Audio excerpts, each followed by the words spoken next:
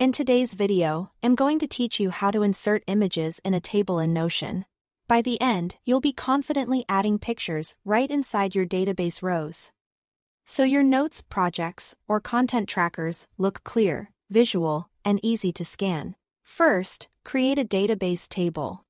The quickest way is to type the command, /tabledb, and choose New Database. This gives you a full database table, not just a simple text grid, which means you can assign different property types to each column and store rich content like images. You'll see a few default columns show up, and that's perfect for getting started. Next, click the plus button at the top of the table to add a new column. This is where your images will live. When the property menu opens, choose Files and Media as the property type. This is the specific type that can hold images, PDFs, or other uploads. Selecting the correct property ensures Notion knows how to display your content and makes the upload process smooth. Now, add your image. Click on a cell in that new Files and Media column. You'll see options appear. Click Upload to pick a file from your computer. Choose the image you want, and Notion will attach it to that row.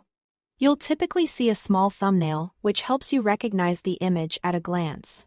If your images are stored online, you can also paste an image link directly into that cell. Make sure the link points to an image file and is accessible.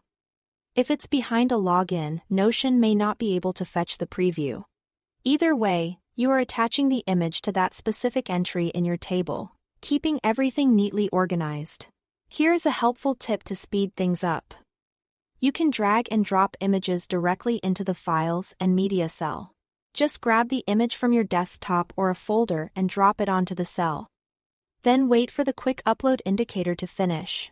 This is great when you are adding several images in a row, and it helps you avoid extra clicks. That's it.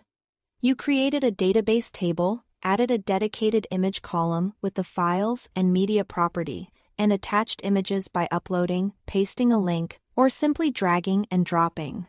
Use this approach anytime you want your table entries to be more visual and informative. Thanks for watching.